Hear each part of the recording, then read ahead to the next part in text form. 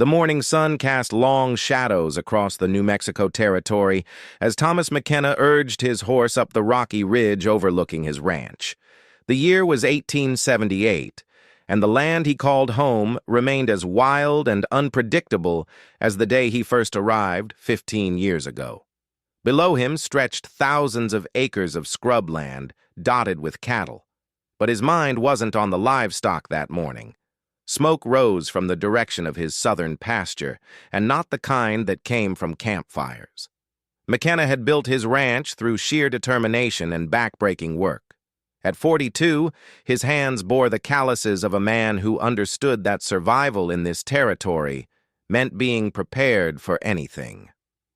The Apache raids had become more frequent in recent months, and several neighboring ranches had lost cattle, horses, and worse. Yet something about this particular smoke troubled him more than usual. As he rode closer, the acrid smell of burning grass filled his nostrils. His prize bull, Thunder, lay dead near the waterhole, but the animal hadn't been butchered for meat. 3 of his best horses were missing, their tracks leading southeast toward the Chiricahua Mountains. McKenna dismounted and studied the ground with the keen eye of a man who had learned to read the desert like a book. The tracks told a story that surprised him. Unlike the chaotic patterns left by most raiding parties, these prints showed discipline and purpose. Someone had specifically targeted his finest animals and had done so with remarkable skill. Most troubling of all, one set of tracks stood out from the rest. The moccasin prints were smaller than the others, with a distinctive wear pattern on the left sole. A woman had led this raid. McKenna followed the trail for several miles before losing it in the rocky terrain near Apache Creek. As he turned back toward his ranch, movement caught his eye. A figure sat motionless on a distant ridge, watching him. Even at that distance, he could see the erect posture and long black hair that confirmed his suspicions. The Apache woman who had taken his horses was bold enough to observe him in broad daylight. Their eyes met across the valley for a long moment before she disappeared over the ridge like smoke in the wind. McKenna sat in his saddle, struck by something he couldn't quite name. In that brief glimpse, he had seen not just a raider, but someone whose presence commanded the very landscape around her. The encounter left him unsettled in ways that had nothing to do with his missing livestock. When McKenna returned to the ranch house that evening, his foreman, Jake Patterson, was waiting with news that made the day's events even more complex. Patterson, a weathered man in his 50s who had worked cattle drives from Texas to Montana, rarely showed concern. Tonight, worry lines creased his face. "Tom, we got bigger problems than missing horses," Patterson said as McKenna unsaddled his mount. "Riders came through about an hour ago. Federal marshal and 2 soldiers from Fort Bowie. They're hunting Apache raiders, and they think our missing stock is connected to a war party that hit the Jameson spread yesterday." McKenna paused in his work.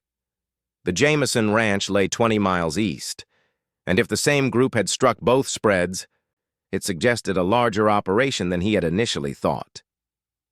"What did the marshal want?" "Permission to use our land as a base for tracking operations. I told them you'd be back by sunset." Patterson spat tobacco juice into the dust. "They're camped by the creek, waiting for your answer. But Tom, there's something else. Mrs. Jameson was killed in yesterday's raid. The marshal's talking about organizing a volunteer force to track down the war party." The news hit McKenna like a physical blow. Mary Jameson had been one of the few women in the territory who understood the challenges of ranch life. Her death transformed the situation from a matter of stolen livestock to something far more serious. The federal authorities would now pursue the raiders with lethal intent, and the delicate balance that had allowed many ranchers to coexist peacefully with local Apache bands would be shattered. That night, McKenna met with Marshal William Garrett and Lieutenant Samuel Morrison around a campfire near the creek. Garrett was a lean man with steel-gray eyes who had spent years tracking outlaws across the Southwest. Morrison represented the Army's growing impatience with Apache resistance to reservation life. Both men radiated the kind of righteous anger that McKenna knew would lead to tragedy if not carefully managed. "Mr. McKenna, we have confirmation that the same war party hit both ranches," Garrett said, producing a leather pouch from his saddlebags. "Found this at the Jameson place. Apache work, but high quality. Whoever made this knows traditional techniques that most reservation Indians have abandoned." McKenna examined the beadwork on the pouch. The craftsmanship was indeed exceptional, showing the kind of skill passed down through generations of Apache women. The geometric patterns told stories that only someone deeply versed in the culture could create. As he studied the intricate design, an image flashed in his mind of the woman on the ridge, her bearing suggesting someone who carried the weight of tradition and responsibility. "What exactly are you asking of me, Marshal?" McKenna said, handing back the pouch. "We want to use your ranch as a staging area for pursuit operations. The tracks lead into the mountains, but they'll have to come down for water eventually. Your spread has the best vantage points for monitoring the main trails." Lieutenant Morrison leaned forward, his young face reflecting the eagerness of an officer seeking to prove himself in combat. "Sir, we believe this war party may be operating under orders from Geronimo's faction. If we can capture or eliminate them quickly, it will send a message to other potential raiders." McKenna considered the request carefully.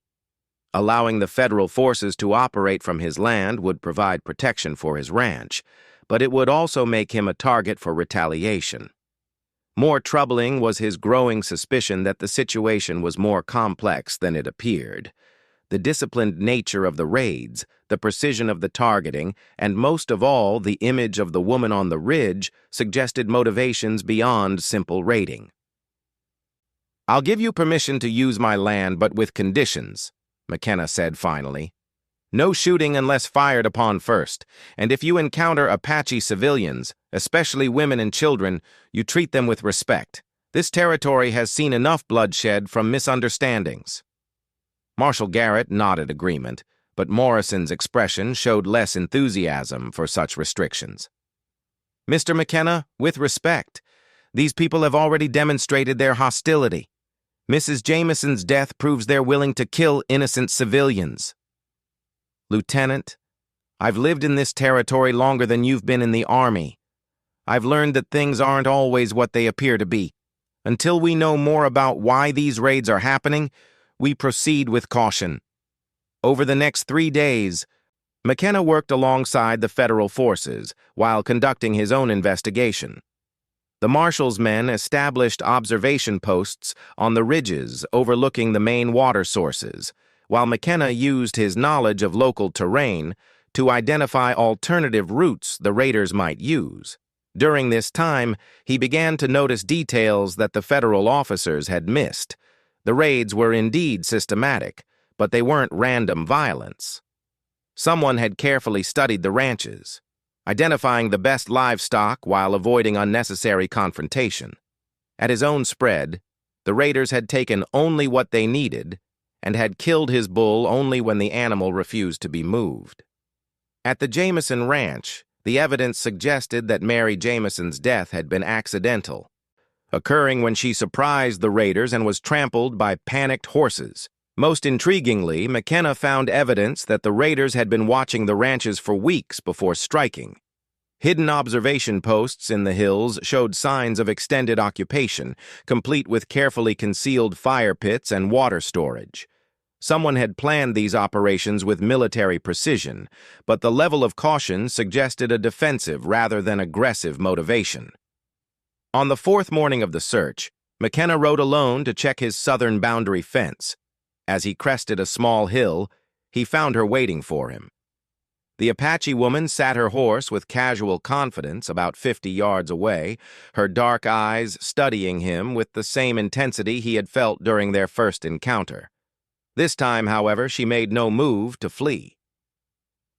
She was younger than he had expected, probably in her late 20s, with the kind of natural grace that spoke of a lifetime spent in harmony with the harsh landscape around her. Her clothes were traditional Apache dress, but modified for practicality, and she carried herself with an authority that suggested leadership rather than mere participation in raiding activities. For several minutes, they simply observed each other across the distance. McKenna felt his heart beating faster, but not from fear. There was something about this woman that challenged every assumption he had made about the recent raids. Her presence radiated strength and intelligence, but also a sadness that spoke of burdens carried for others. Finally, she urged her horse forward, stopping just outside easy rifle range.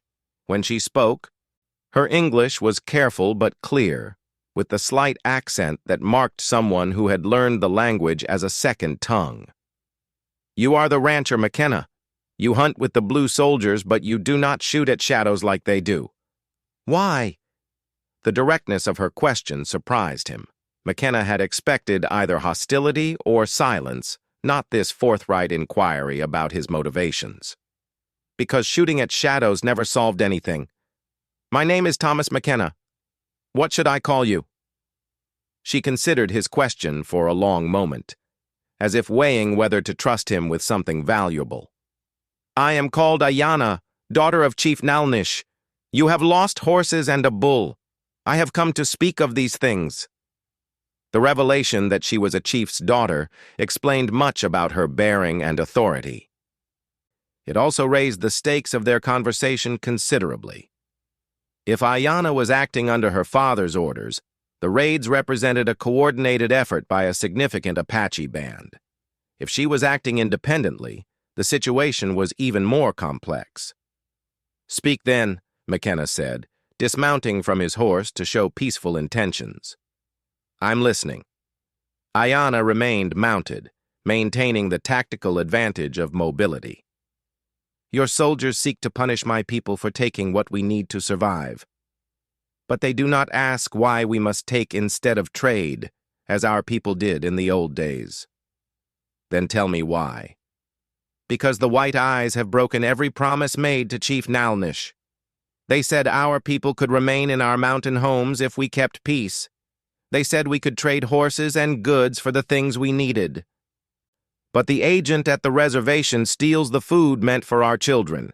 He trades our rations for whiskey and gold, then tells the soldiers that we are thieves when we take what was promised to us." The accusation hit McKenna with the force of revelation. Corruption among Indian agents was an open secret throughout the territory, but he had never connected it directly to the recent increase in raiding activities. If Ayana spoke the truth, her people were caught between the slow starvation of reservation life and the violent response that theft would bring from federal authorities. "The woman who was killed at the Jameson Ranch," McKenna said carefully, "was her death intended?" Pain flickered across Ayana's features. "No. Spotted Horse was trying to move the animals quietly. The woman came from her house with a rifle. The horses panicked, and she was knocked down. Spotted Horse tried to help her, but she was already dying. He carries great shame for this accident." The admission confirmed McKenna's own investigation, but it also revealed something else. These raids were being conducted by people who retained enough humanity to feel remorse for unintended casualties. The picture emerging was not of savage warriors bent on destruction, but of desperate people trying to survive in an increasingly impossible situation. "What do you want from me?" McKenna asked.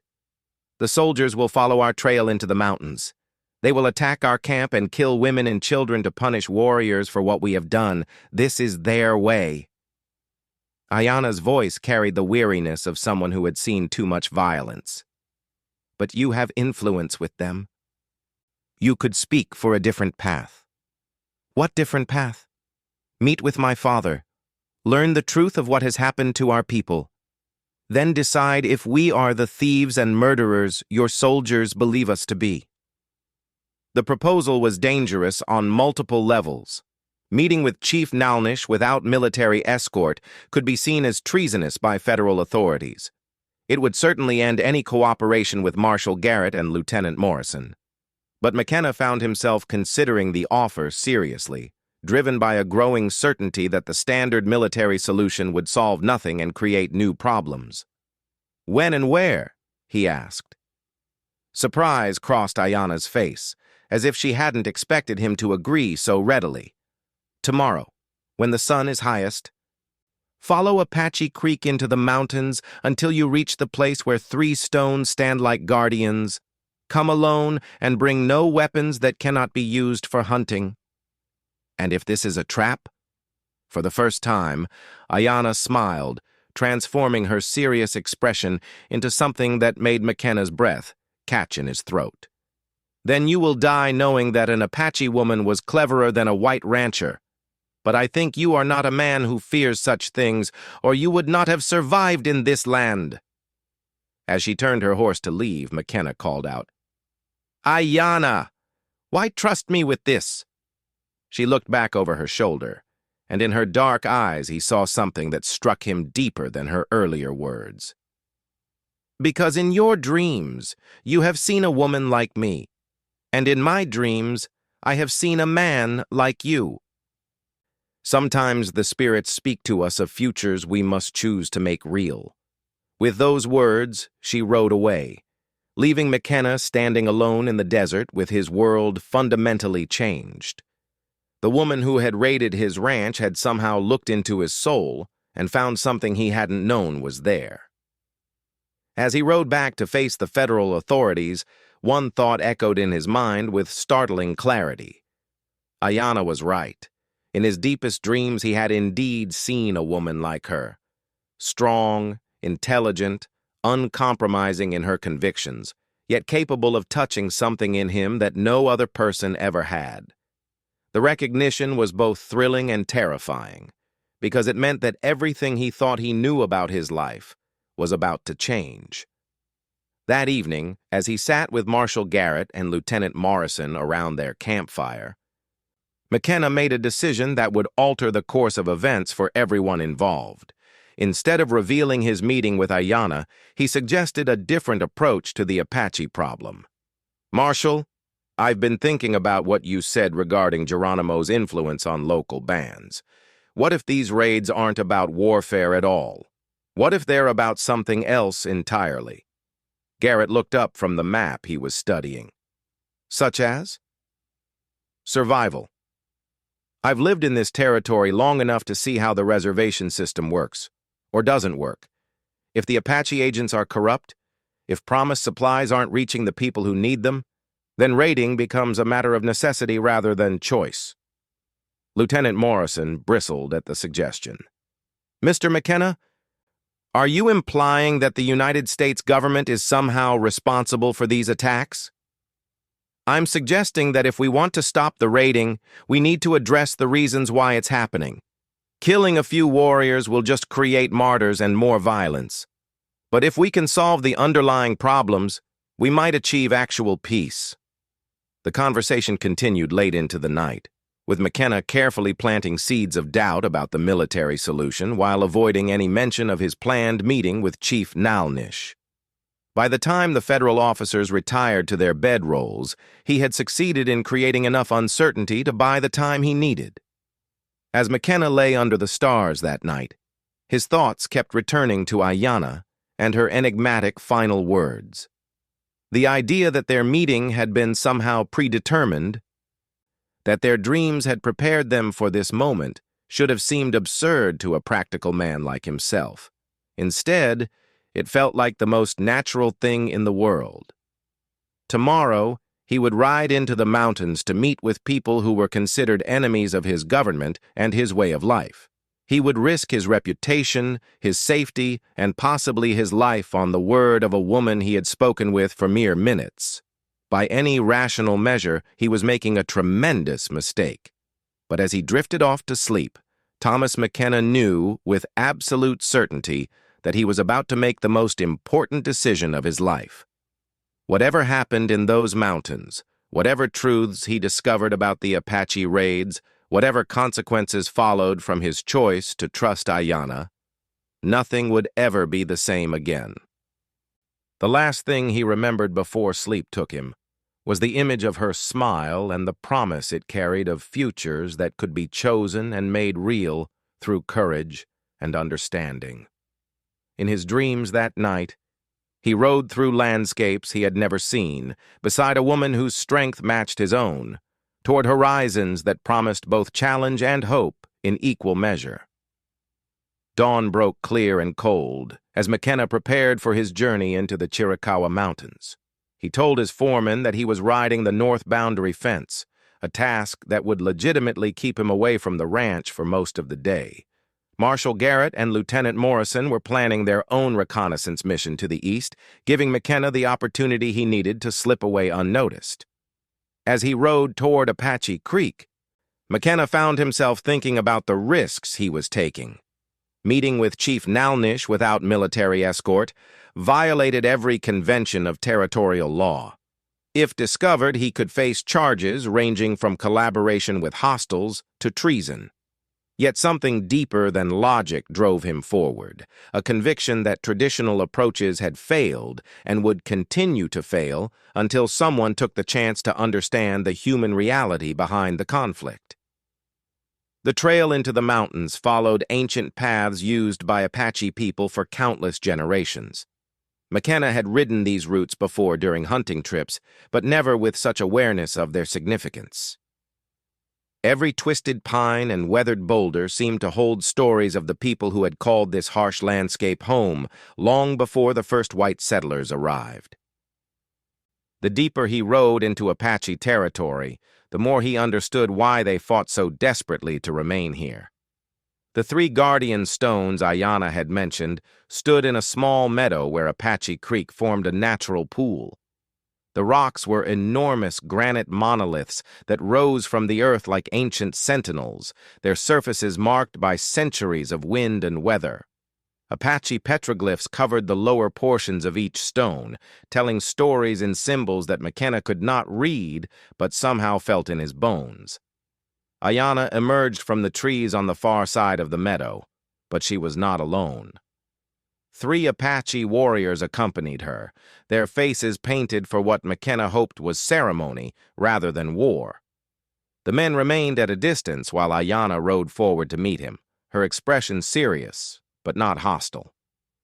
"You came," she said, and McKenna detected a note of surprise in her voice.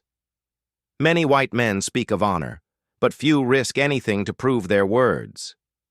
I said I would come. In my world, that means something.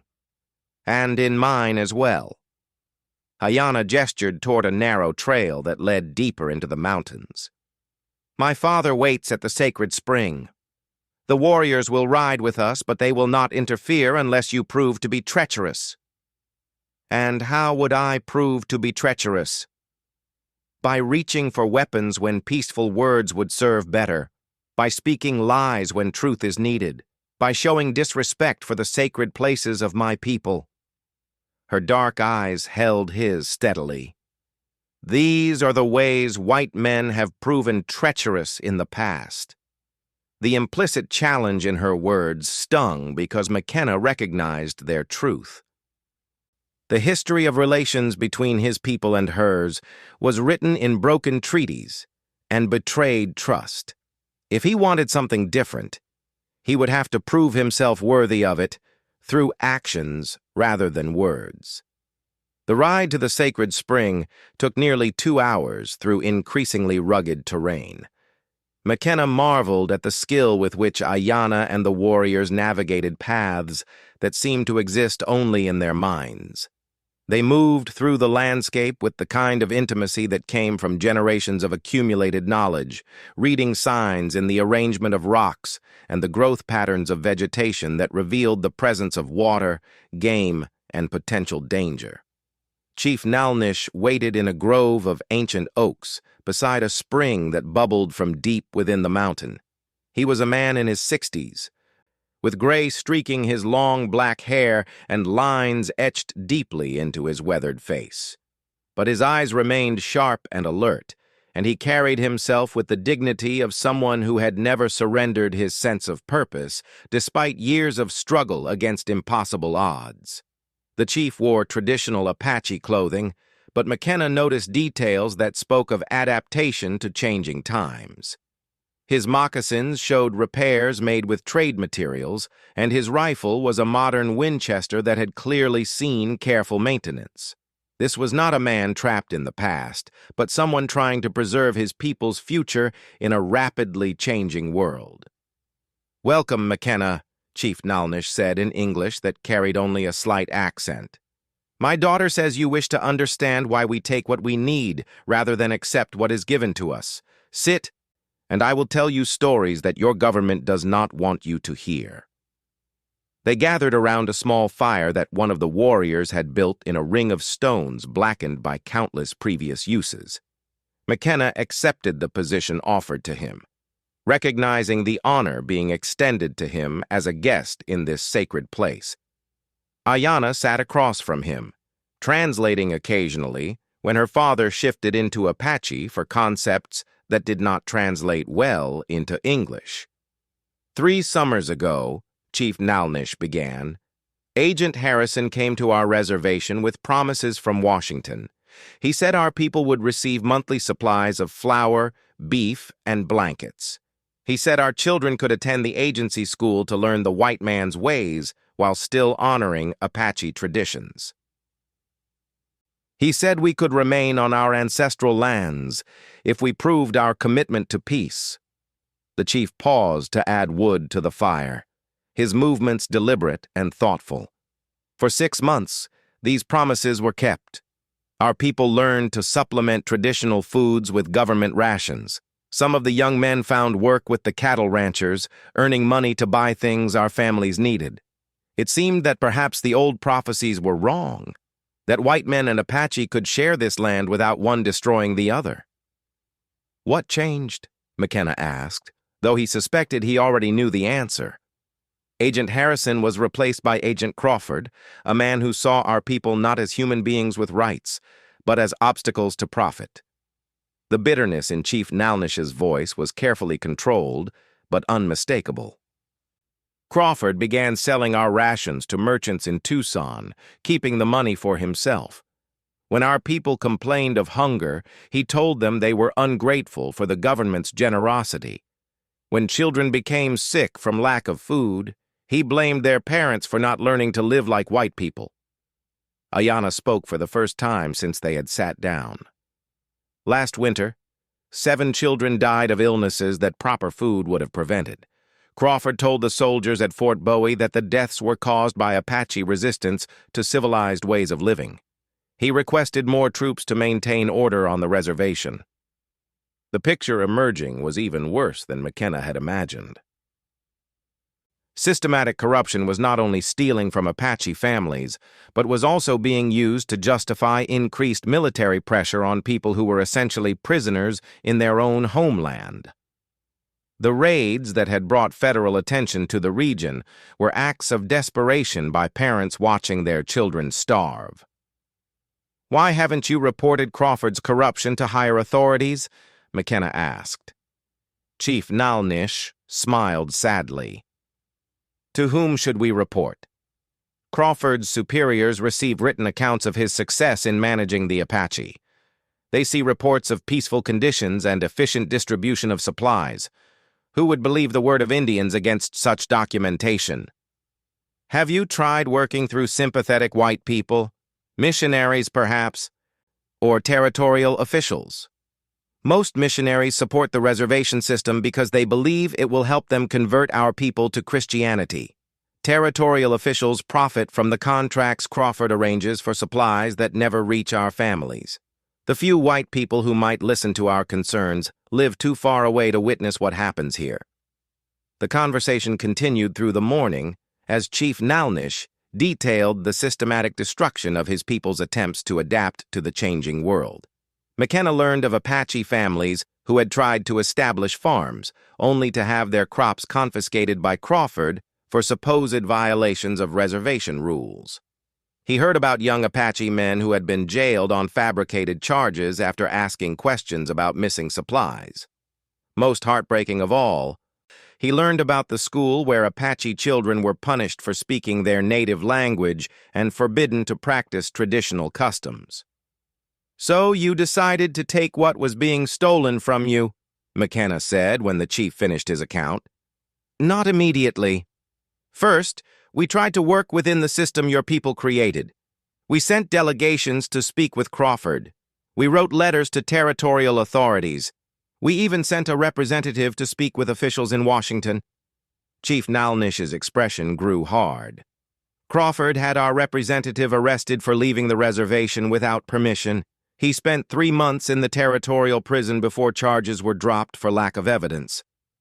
The raids were a last resort.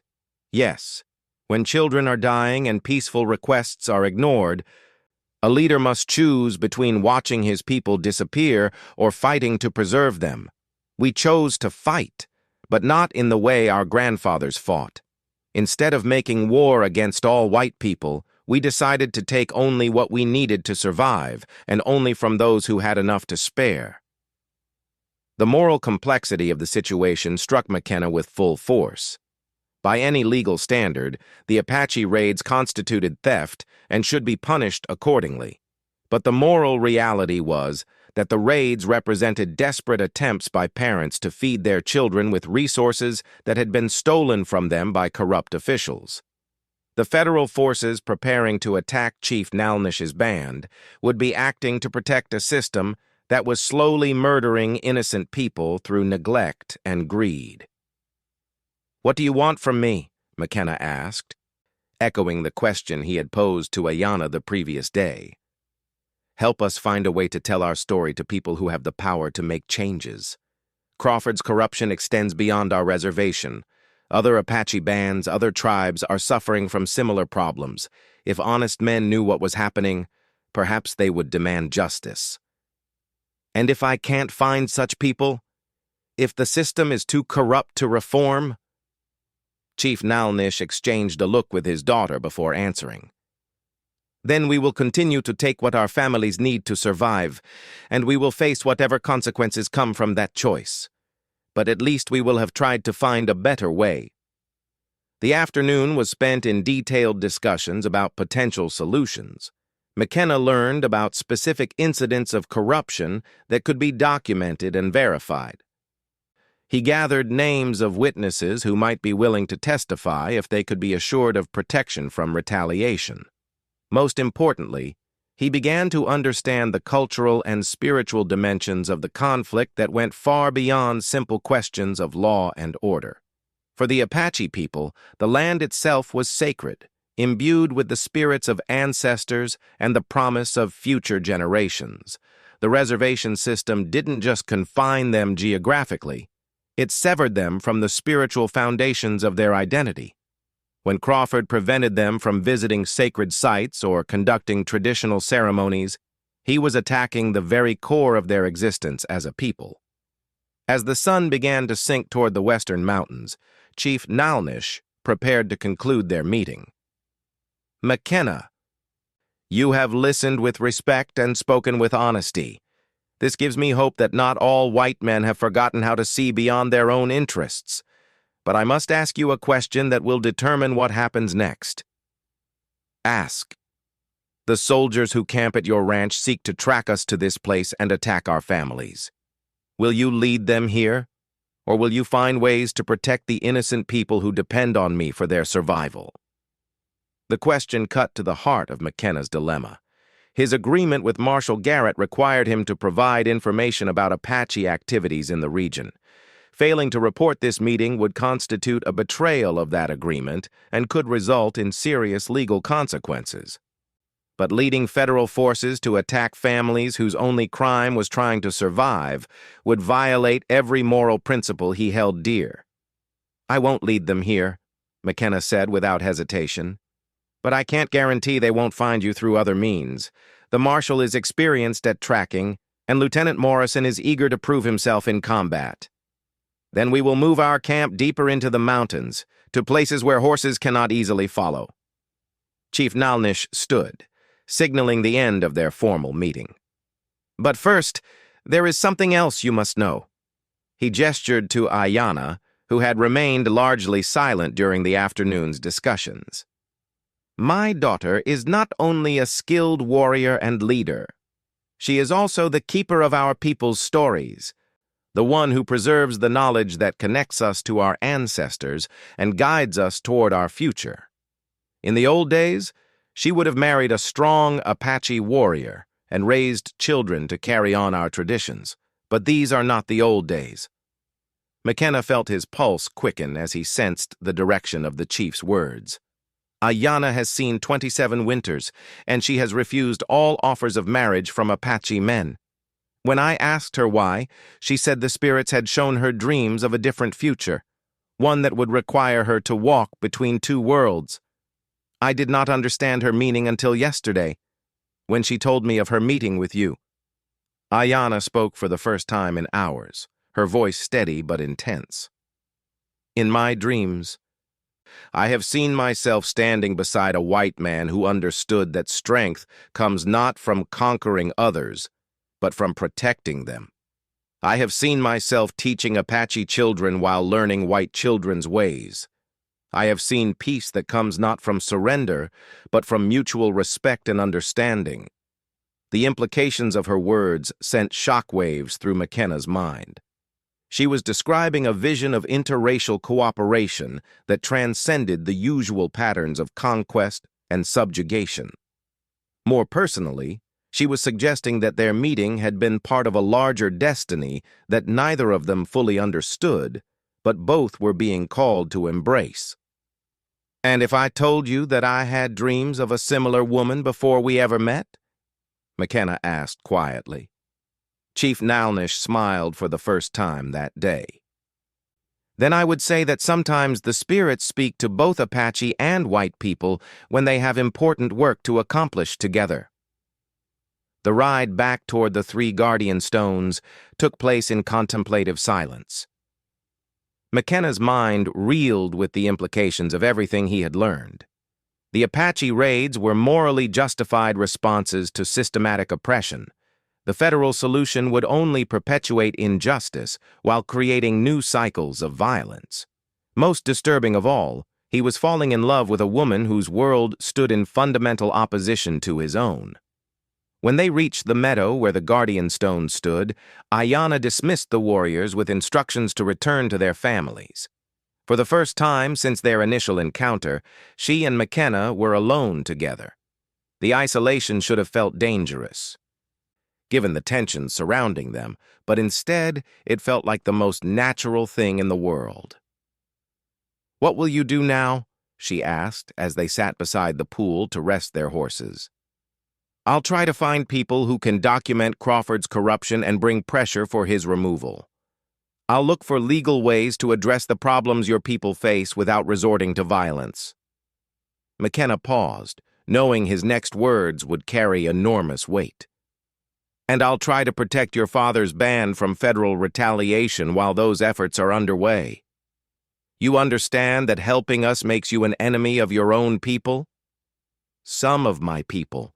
Others will support doing the right thing once they understand the truth." Ayanna studied his face intently, as if trying to read the sincerity of his commitment in his eyes. "And what of the dreams we have both shared? What of the future the spirits have shown us?" McKenna felt his heart hammering as he struggled to find words for feelings that defied easy expression.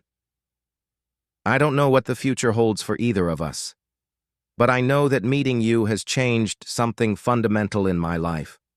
I know that I want to be the kind of man worthy of the respect you've shown me. And I know that whatever challenges we face, I want to face them alongside you." The silence that followed stretched between them like a bridge across an enormous chasm.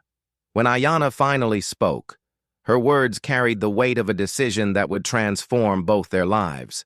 "Then we will make the spirit's vision real, Thomas McKenna. We will find ways to protect my people while building bridges between our worlds. We will face the anger of those who profit from hatred and division, and we will trust that love and understanding are stronger than fear and prejudice." As the sun set behind the mountains, casting long shadows across the meadow, McKenna and Ayanna sat together beside the sacred pool and planned their strategy for the dangerous days ahead. They would return to their separate worlds to gather allies and resources, but they would remain connected by bonds that transcended the artificial boundaries of race and culture. McKenna knew that when he rode back to his ranch that evening, everything would appear exactly as he had left it. But the reality was that his entire life had been fundamentally altered by his encounter with Chief Nalnish and his growing connection to Ayanna. Tomorrow he would face Marshal Garrett and Lieutenant Morrison with knowledge that made their planned military actions seem not just misguided, but morally unconscionable. More challenging still, he would have to find ways to protect people he was coming to care about while maintaining his cover as a loyal citizen, cooperating with federal authorities. The balancing act would require all his skill as a negotiator and leader, but failure would mean watching innocent people die for the crimes of corrupt officials. As he prepared to leave the meadow, Ayanna touched his hand with a gentleness that contrasted sharply with the strength he had witnessed in her earlier. "Be careful, Thomas. There are white men who will kill you for the kindness you have shown my people, and there are Apache who will never trust any white man, no matter how honorable his intentions. The same warning applies to you. Some of my people will see you as nothing more than a dangerous savage who needs to be eliminated. And some of your people may view any cooperation with whites as betrayal of Apache independence. Then we must prove them wrong by succeeding in ways they think impossible." Their farewell was brief but intense, charged with the recognition that they might not survive the challenges ahead. As McKenna rode back through the mountains toward his ranch, he carried with him not just information about Apache grievances and federal corruption, but a transformed understanding of what was possible when people chose courage over convenience and understanding over prejudice. The stars were emerging in the darkening sky when McKenna finally reached his ranch house. Jake Patterson met him at the stable with news that the federal officers had returned from their reconnaissance mission with plans to move against the Apache camp within the next few days. Tomorrow, McKenna would have to begin the most delicate negotiations of his life, finding ways to redirect federal attention toward the real causes of the Apache raids while protecting the people he had sworn to help. But tonight, for the first time in years, Thomas McKenna fell asleep with his heart full of purpose and possibility. In his dreams, he walked through landscapes of unimaginable beauty beside a woman whose strength matched his own, building a future that honored both their peoples while transcending the limitations that others insisted were insurmountable. The next morning brought unwelcome news that forced McKenna to accelerate his plans. Marshal Garrett had received a telegram from Fort Bowie reporting that Apache raids had struck 2 more ranches during the night, killing 3 men and making off with dozens of horses. Lieutenant Morrison was demanding immediate action, arguing that further delay would only encourage more violence. McKenna knew immediately that these new raids were not the work of Chief Nalnish's band. The timing and tactics were all wrong, suggesting either a different Apache group or deliberate provocation by someone seeking to escalate the conflict. But explaining this to the federal officers would require revealing knowledge he wasn't supposed to possess. "Tom, I need you to be straight with me," Marshal Garrett said as they examined maps of the local terrain. "You know this country better than anyone. If you were tracking Apache raiders, where would you look first?" The question put McKenna in an impossible position. Giving accurate information would lead the federal forces away from Chief Nalnish's relocated camp, but might result in attacks on other innocent Apache families. Providing misleading guidance would eventually be discovered and would destroy his credibility when he most needed it. "Marshal, before we start planning attacks, shouldn't we try to understand why these raids are increasing? In 15 years on this land, I've learned that Apache people don't fight without reason. Something has changed recently, and we need to figure out what that is." Lieutenant Morrison interrupted before Garrett could respond. "Mr. McKenna, with respect, the reasons don't matter anymore. We have dead civilians and stolen property. Our job is to stop the raids and punish the people responsible, not to play amateur anthropologist. Lieutenant, my job is to protect my ranch and my workers. Your job is to restore order to this territory. We'll both do better if we understand what we're dealing with." The conversation continued in increasingly tense circles until Jake Patterson arrived with information that changed everything. A rider had come from Tucson with news that territorial authorities were launching an investigation into corruption among Indian agents. Someone with detailed knowledge of reservation conditions had provided evidence of systematic theft and abuse that demanded immediate action. McKenna felt a surge of hope mixed with apprehension. His letter to the territorial governor, written and dispatched the previous evening, had apparently reached sympathetic ears. But the investigation would also increase scrutiny of Apache activities and might accelerate military action before reforms could take effect. "This changes our priorities," Marshal Garrett said after reading the dispatch Patterson had brought. "If there's truth to these corruption allegations, we need to coordinate our actions with the territorial investigation. Lieutenant, I want you to ride to Fort Bowie and get updated orders from your commanding officer.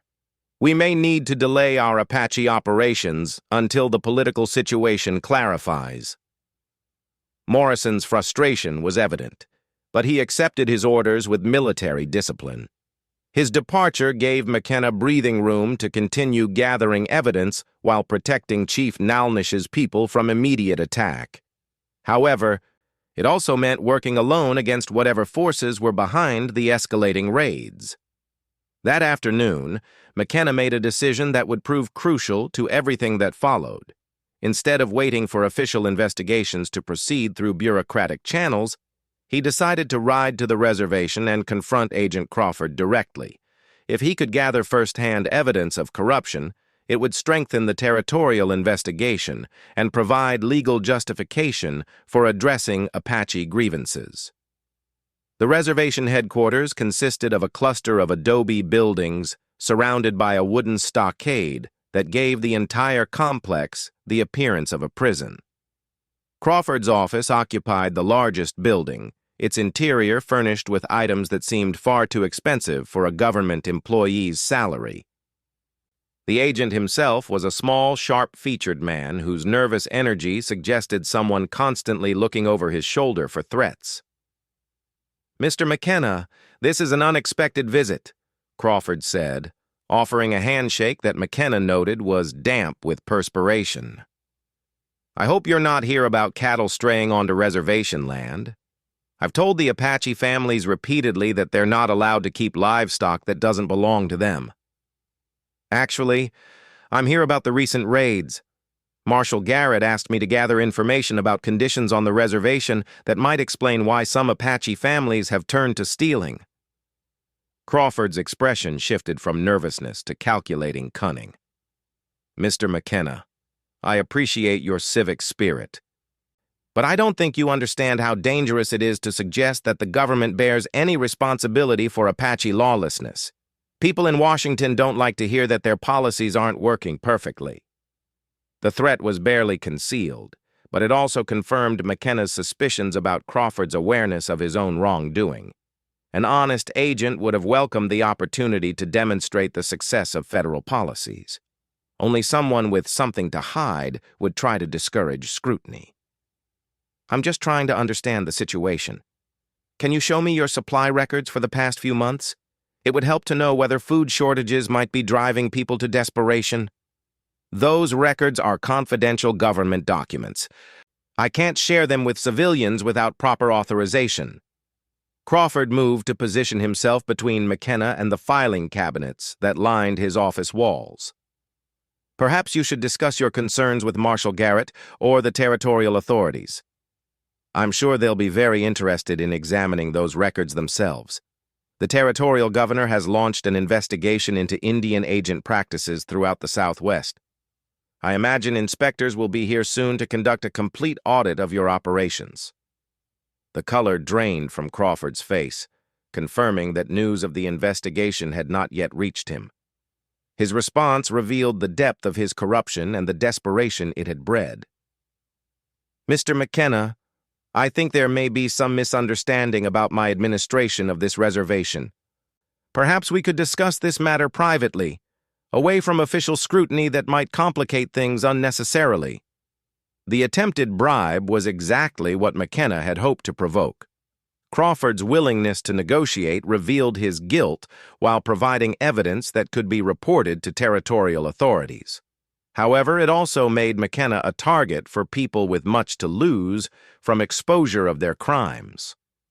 Agent Crawford, I think official scrutiny is exactly what this situation requires. The territorial investigation will determine whether reservation policies are being implemented properly or whether changes need to be made. McKenna left the reservation with the knowledge he needed, but also with the certainty that he had made himself a marked man. Crawford would undoubtedly report their conversation to whoever was protecting his criminal activities, and those people would take action to prevent their exposure. The next few days would bring danger from multiple directions. That evening brought a visitor who confirmed McKenna's fears. Samuel Hartley, a well-dressed man who claimed to represent business interests in Tucson, arrived at the ranch after dark with an offer that was clearly a threat in disguise. Mr. McKenna, I understand you've taken an interest in Indian affairs lately. That's commendable civic spirit, but it could also be dangerous in the current political climate. There are people who profit from the existing arrangements, and they don't like to see those arrangements questioned. Hartley's message was clear. Powerful interests were determined to maintain the corrupt system that was enriching them at Apache expense. McKenna's investigation threatened those profits and would be stopped by whatever means necessary. Mr. Hartley, I'm a simple rancher, trying to understand why my neighbors are being killed and my livestock stolen. If existing arrangements aren't working, then they need to be changed. Perhaps. But change takes time, and rushing the process could have unfortunate consequences. For instance, it would be terrible if Apache raids targeted your ranch specifically, or if federal authorities received information suggesting that you were collaborating with hostile Indians. The double threat was expertly delivered. McKenna could be attacked by Apache raiders who were actually working for Crawford's patrons, or he could be arrested on fabricated charges of treason. Either way, his investigation would be discredited and terminated. I appreciate your concern for my safety, McKenna replied carefully, but I have confidence in the territorial authorities to conduct a fair and thorough investigation of any problems that exist. After Hartley's departure, McKenna knew he was running out of time. The corrupt network behind Crawford's activities was mobilizing to protect itself, and his own safety could not be guaranteed much longer. More importantly, Chief Nalnish's people remained vulnerable to attack by federal forces who still believed they were pursuing dangerous criminals rather than desperate families. The solution came to him with startling clarity. Instead of trying to work within a system that was controlled by the very people he was fighting, he needed to bypass that system entirely. The territorial investigation would eventually expose Crawford's corruption, but not quickly enough to prevent immediate violence. He needed to bring Chief Nalnish and Marshal Garrett together directly, allowing an honest federal officer to see the truth for himself. The next morning, McKenna sent messages to both men, asking them to meet him at a location where they could talk without interference from either corrupt officials or military subordinates who might act precipitously. The meeting would be dangerous for everyone involved, but it offered the best chance to prevent the tragedy that was otherwise inevitable. Chief Nalnish arrived first at the designated meeting place, a natural amphitheater hidden deep in the mountains where ancient Apache councils had once made decisions affecting their entire people. He brought only Ayanna with him, a gesture of trust that demonstrated his commitment to peaceful resolution despite the risks involved. "This is a dangerous gamble you propose," the chief said as they waited for Marshal Garrett to arrive.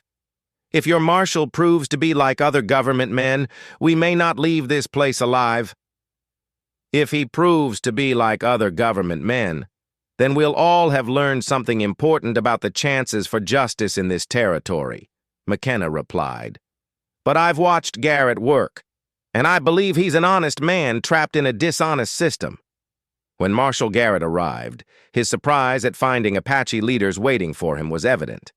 But to his credit, he dismounted from his horse and approached the meeting with the caution of a professional rather than the hostility of a prejudiced man. "Chief Nalnish, I presume," Garrett said, offering a respectful nod rather than attempting a handshake that might be misinterpreted. "Mr. McKenna has asked me to listen to your side of recent events.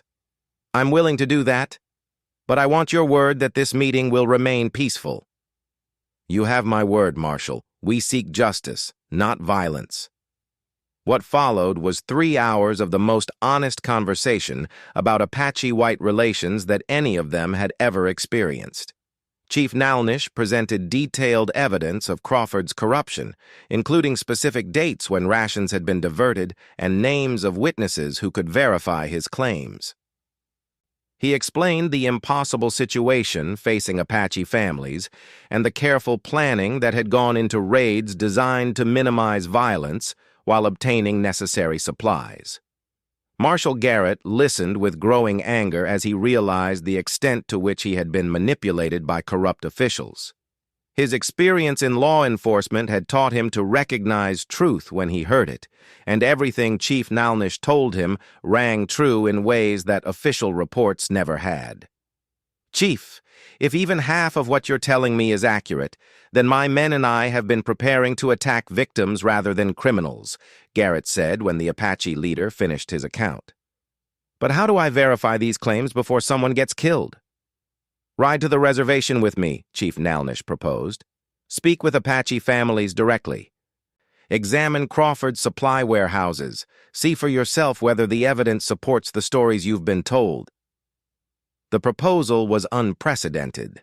No federal marshal had ever conducted an investigation in partnership with Apache leaders. But Garrett was experienced enough to recognize that conventional approaches had failed and that new methods might be required to achieve justice. "If I agree to this, what guarantee do I have that you'll honor our agreement to end the raids?" "The word of Chief Nalnish has never been broken," Ayanna spoke for the first time since introductions had been made. "But we cannot promise to starve quietly while corrupt officials steal the food meant for our children. End the corruption, and the raids will end." The negotiation that followed established terms for a temporary truce while Garrett conducted his investigation. Chief Nalnish would move his people to a remote location where they could avoid contact with other federal forces. Garrett would examine reservation conditions and Crawford's records without warning the agent in advance. If evidence supported Apache claims, Garrett would arrest Crawford and support territorial efforts to reform the reservation system. Most importantly for McKenna, the agreement included provisions for ongoing communication between federal authorities and Apache leaders to prevent future misunderstandings. Ayanna would serve as translator and cultural liaison, working with territorial officials to establish new policies based on mutual respect rather than forced subjugation. As the meeting concluded, Marshal Garrett pulled McKenna aside for a private conversation. "Tom, what you've done here took tremendous courage, but it's also put you in significant danger. The people who profit from the current system won't tolerate this kind of interference. Marshal, I've lived in this territory long enough to know that some things are worth the risk. If we can prevent a war and establish justice for people who deserve it, whatever dangers I face will be worth it. And the Apache woman? I see the way you look at her, and I see the way she looks at you. Are you prepared for the consequences of that relationship?" McKenna glanced toward Ayanna, who was speaking quietly with her father in Apache while they prepared to leave. The sight of her strength and intelligence filled him with certainty about his answer. "Marshal, I've spent 15 years building a ranch in country that most people consider uninhabitable. I've survived droughts, floods, Apache raids, and Mexican bandits. I think I can handle the challenges that come with loving a remarkable woman." The investigation that followed vindicated everything Chief Nalnish had claimed. Crawford's corruption was even more extensive than the Apache leader had known, involving not just theft of reservation supplies, but also illegal land sales and weapons trafficking. When confronted with evidence of his crimes, the agent attempted to flee the territory but was captured by Garrett's men before he could reach the Mexican border. The territorial authorities moved quickly to implement reforms that addressed Apache grievances while establishing legal frameworks for cooperation between Indian communities and white settlers. Agent Crawford was replaced by an honest administrator who worked directly with Chief Nalnish to develop policies that respected Apache culture while providing the resources families needed to survive. The new arrangements were not perfect, and tensions persisted between those on both sides who preferred conflict to cooperation. But the foundation had been laid for a different kind of relationship, one based on mutual respect and shared commitment to justice rather than conquest and subjugation. For McKenna and Ayanna, the success of their intervention created opportunities neither had dared to hope for. With peace established between their peoples, they could explore their relationship without the constant threat of violence that had shadowed their early meetings. The territorial governor, grateful for their role in exposing corruption and preventing war, appointed Ayanna as an official liaison between Apache communities and territorial authorities. The appointment was controversial among both whites and Apaches who opposed cooperation between the races. But it provided legal protection for their relationship while creating a framework for the kind of bridge building they had envisioned in their dreams. 6 months after their first meeting, Thomas McKenna and Ayanna were married in a ceremony that honored both Apache and white traditions.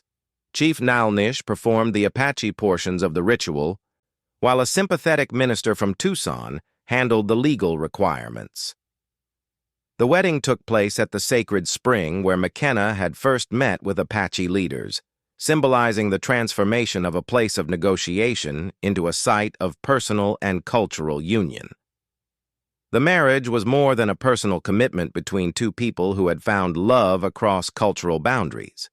It represented a new model for relationships between Apache and white communities, demonstrating that mutual respect and understanding could overcome the prejudices that had fueled decades of conflict.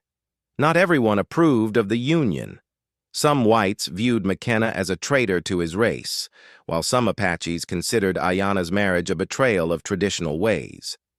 Death threats and harassment forced the couple to remain vigilant about their safety, and they knew that their relationship would always challenge conventional expectations. But they also knew that their love had been forged in the crucible of moral crisis and had proven strong enough to overcome obstacles that would have defeated lesser commitments. Together, they had helped prevent a war and establish justice for people who had been denied it. Together, they had shown that the future could be different from the past if people had the courage to choose understanding over prejudice. As they stood together at their wedding ceremony, surrounded by family and friends from both communities, McKenna and Ayanna looked toward a future that would require continued struggle and sacrifice. They would face opposition from those who profited from division and hatred. They would have to prove repeatedly that cooperation between their peoples was possible and beneficial. But they would also have the satisfaction of knowing that their love had already changed the world in measurable ways. Apache children were no longer starving because of corrupt officials. White families were no longer dying in raids born of desperation. Peace reigned in a territory that had known primarily conflict. Most importantly, they had each other. In Ayanna, McKenna had found the strong woman who had haunted his dreams, someone whose courage and intelligence matched his own, and whose presence made him a better man than he had ever thought possible.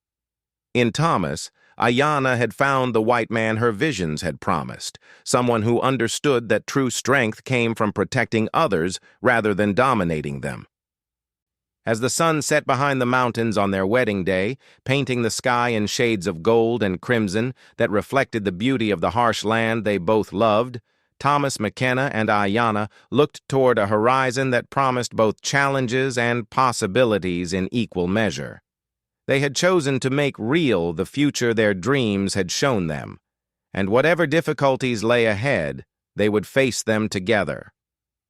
The Apache woman who had raided his ranch had indeed haunted Thomas McKenna's dreams, but now she filled his waking hours with purpose and joy, proving that sometimes the most unlikely encounters can transform not just individual lives, but entire communities.